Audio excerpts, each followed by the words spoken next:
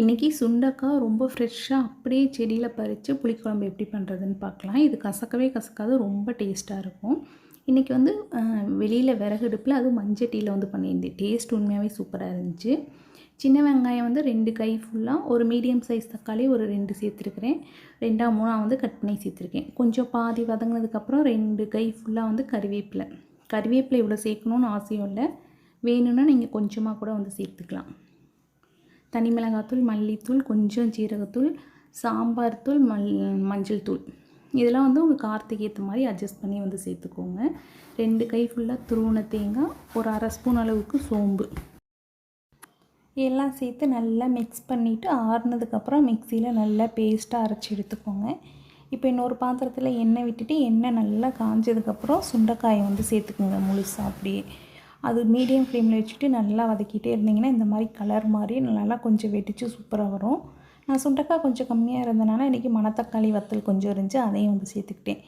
ரெண்டுமே வந்து புளிக்குழம்புக்கு ரொம்ப டேஸ்ட்டாக இருக்கும். மீடியம் ஃப்ளேம்லேயே வச்சு இந்த அளவுக்கு நல்லா பொரிஞ்சு வறுபட்டதுக்கப்புறம் எடுத்து வச்சுருங்க. நான் இன்றைக்கி இந்த மண்சட்டி வந்து ஃபர்ஸ்ட் டைம் யூஸ் பண்ணுறேன். இதுக்கு முன்னாடி வந்து கஞ்சி வடித்தது, அப்புறம் அரிசி கழுவுன தண்ணி எல்லாம் ஊற்றி நல்லா ஒரு வாரம் ஃபுல்லாக நார்மல் தண்ணி எல்லாம் ஊற்றி ஒரு வாரம் ஃபுல்லாக ஊற வச்சுருந்தேன்.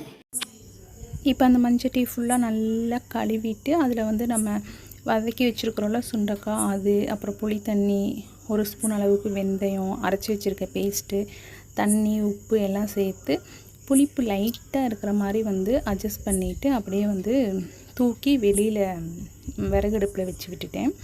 நீங்கள் மண்சட்டி பழக்கிறீங்க அப்படின்னா டைரெக்டாக ஃபஸ்ட்டு வந்து எண்ணெய் ஊற்றி தாளிக்கக்கூடாது.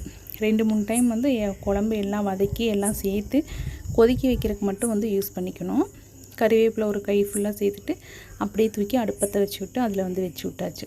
கொஞ்சம் நேரம் வந்து மெதுவாகவே வந்து நல்லா கொதித்து ஒரு மாதிரி நல்லா எண்ணெய் தெளிஞ்சு வரும். இதில் ஒரு 2 ஸ்பூன் அளவுக்கு லாஸ்ட்டாக நல்லெண்ணெய் ஊற்றுனீங்கனாலும் ரொம்ப டேஸ்ட்டாக இருக்கும். அப்புறம் வந்து நீங்கள் சாம்பாராக இருந்தாலும் எதுவாக இருந்தாலும் எல்லாம் கூட்டி வைக்கிறப்ப அப்படியே இதில் சேர்த்து கொதிக்க வச்சிட்டிங்கன்னா ஒரு 2, 3, 4, 5 டைம் பண்ணிங்கனாலே அந்த குழம்புல இருக்கிற எண்ணெய் வந்து அந்த மண்சட்டியில் ஃபுல்லாக அங்கங்கே ஸ்ப்ரெட் ஆகி அப்புறம் வந்து நம்ம நார்மலாக தாளிச்சிக்கலாம். சூப்பராக இருந்துச்சு குழம்பு, ட்ரை பண்ணி